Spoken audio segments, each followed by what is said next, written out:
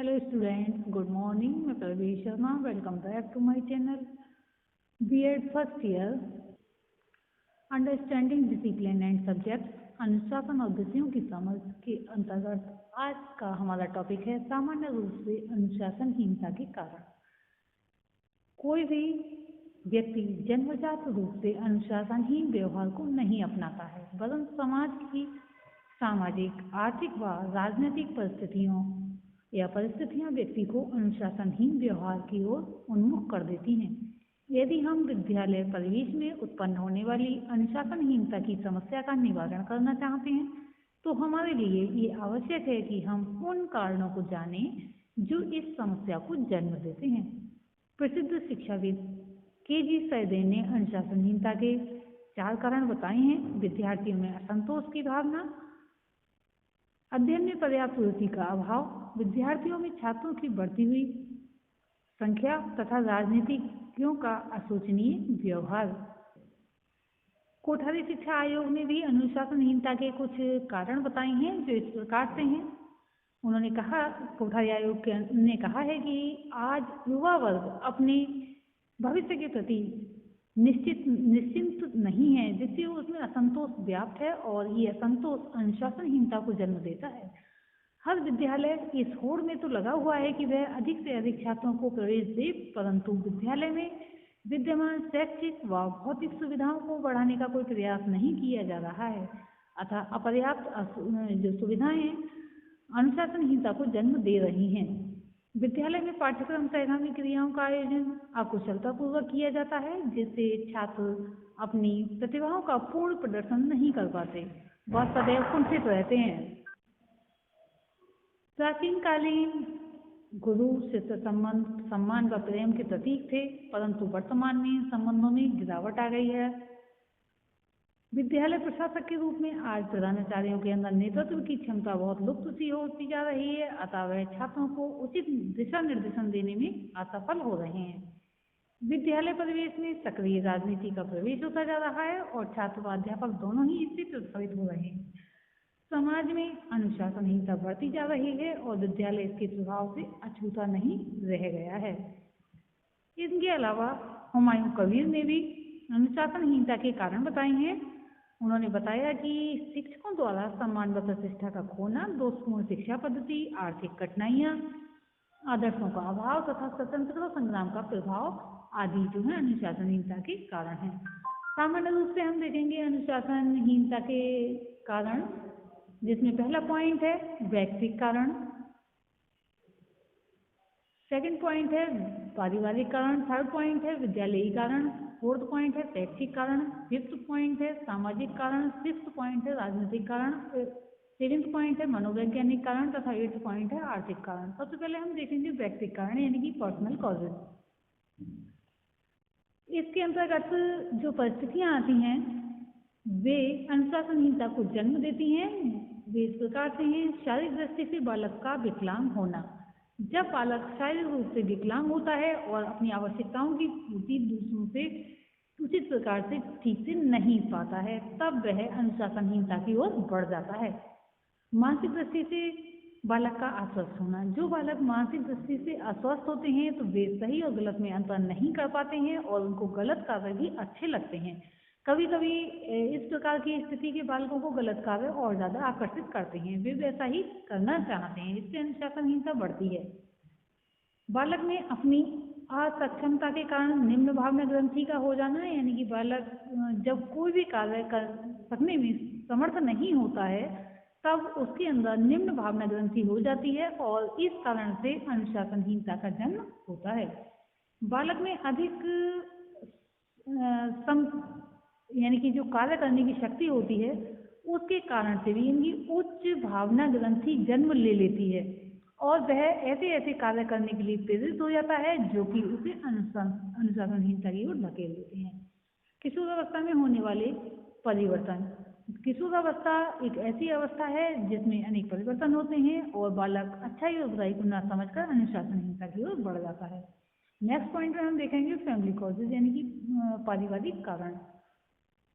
परिवार में विद्यमान कुछ परिस्थितियां भी बालक के अंदर अनुशासित व्यवहार न करने की प्रेरणा उत्पन्न करती हैं। ये परिस्थितियां हो सकती हैं माता पिता का बालक के प्रति रूखा व उदासीन व्यवहार। कभी कभी माता पिता सब बच्चों में एक आध बच्चे के प्रति जो है ऐसा व्यवहार करते हैं जो कि अलग, यानी कि उदासीन व्यवहार होता है, रूखा व्यवहार होता है। जैसे मान लीजिए किसी भी माता पिता के 2 या 3 बच्चे हैं, उनमें से 2 बच्चों को अधिक प्यार देना, एक बच्चे को बिल्कुल ही प्यार ना करना, अथवा किसी 2 बच्चों के लिए अच्छी अच्छी महंगी महंगी सामग्री उपलब्ध कराना और एक बच्चे की तरफ बिल्कुल भी ध्यान न देना। इस कारण से बालक के अंदर अनुशासनहीनता की भावना प्रबल हो जाती है और ऐसे कार्य कर बैठता है जो कि उसको नहीं करने चाहिए। माता पिता का बहुत कठोर या बहुत लचीला अनुशासन होना।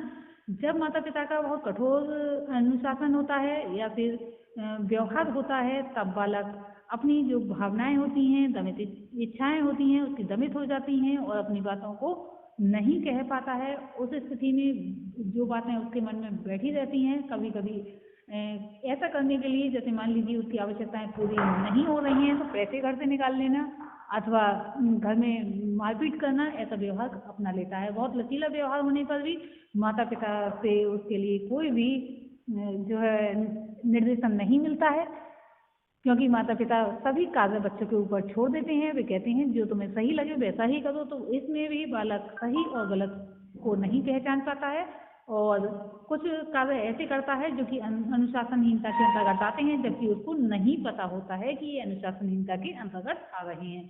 नेक्स्ट पॉइंट है पारिवारिक कलह। कई परिवारों में आए दिन लड़ाई झगड़े होते रहते हैं, पति पत्नी में लड़ाई झगड़े होते रहते हैं। उस स्थिति में भी बालक पर वही प्रभाव पड़ता है।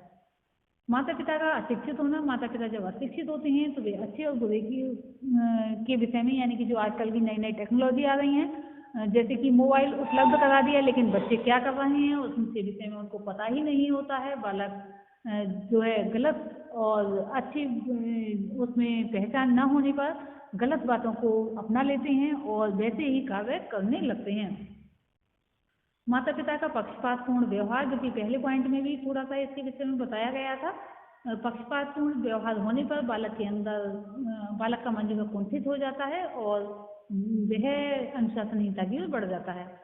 घर का दूषित वातावरण। घर में भी कभी कभी ऐसे कार्य होते हैं जो कि उनको नहीं करने चाहिए, बालकों पर भी वैसा ही प्रभाव पड़ता है। घर में अपर्याप्त सुविधाएं, यानी घर में जब पर्याप्त सुविधाएं नहीं होती हैं, बालक इधर उधर उन सुविधाओं को प्राप्त करने के लिए जाते हैं। मान लीजिए किसी बालक के घर में टेलीविज़न नहीं है, वह दूसरों के घरों में कुछ नाटक या कुछ भी देखने जा रहा है, वहाँ का माहौल जैसा है बालक पर वैसा ही प्रभाव पड़ेगा और बालक वैसा ही बन जाएगा। नेक्स्ट पॉइंट है विद्यालयी कारण। स्कूल कॉलेज विद्यालय की जो परिस्थितियाँ होती हैं, यानी कि निम्न परिस्थितियां होने पर अनुशासनहीनता जन्म लेती है। विद्यालय के संगठनात्मक ढांचे में त्रुटि या फिर कमी होना। जो भी संगठनात्मक ढांचा होता है उसमें त्रुटि या कमियां हैं तो उस कारण से भी अनुशासनहीनता जन्म लेती है। विद्यालय का वातावरण अस्वस्थ एवं अनाकर्षक होना। विद्यालय में कुशल अध्यापकों का अभाव। प्रायः अध्यापक अपनी स्थिति से संतुष्ट रहते हैं, वह पढ़ाने पर भी ध्यान नहीं देते हैं। विद्यालय में पाठ्य सहगामी क्रियाओं की उचित व्यवस्था का न होना। पाठ्य सहगामी क्रियाएं अवश्य होनी चाहिए, क्योंकि इससे बालक जितना भी फ्री रहते हैं या फिर जो उनकी एनर्जी होती है वो इन क्रियाओं में लगती है और वे कुछ ना कुछ सीखते हैं। अगर वे बालक विद्यालय के समय में कुछ ऐसे कार्य नहीं करते हैं, जैसे कि खेल कूद है या अन्य कार्य, कभी कभी विद्यालयों में नाटक या दूसरी भी प्रतियोगिताएं कराई जाती हैं, जैसे पोस्टर प्रतियोगिता है या अगर लड़कियों का विद्यालय है तो मेहंदी प्रतियोगिता है, दौड़ प्रतियोगिता है। तो इस प्रकार की जो व्यवस्थाएं बनी रहती हैं, को करिकुलर एक्टिविटीज होती रहती हैं, तो बालक अपने ध्यान को उधर ही आकर्षित किए रहते हैं। वरना खाली दिमाग शैतान का यही भाव निकल कर आता है और बालक जहाँ भी उन्हें जो अच्छा लगता है अपनी एनर्जी को वहीं वेस्ट करते हैं और कुछ गलत सीखते हैं। अनुशासनहीनता वहाँ भी जन्म लेती है। अध्यापकों का छात्रों के प्रति उपेक्षात्मक या तानाशाही व्यवहार। शिक्षकों की गुटबंदी। अध्यापक का कक्षा से अधिक व्यक्तिगत ट्यूशन पर ध्यान देना, इसमें भी हीन भावना ग्रंथि बालकों में जन्म ले लेती है, क्योंकि टीचर ट्यूशन पढ़ाते हुए बच्चों के साथ भेदभाव करता है। जो बच्चे ट्यूशन नहीं पढ़ते हैं उन पर ध्यान नहीं देता।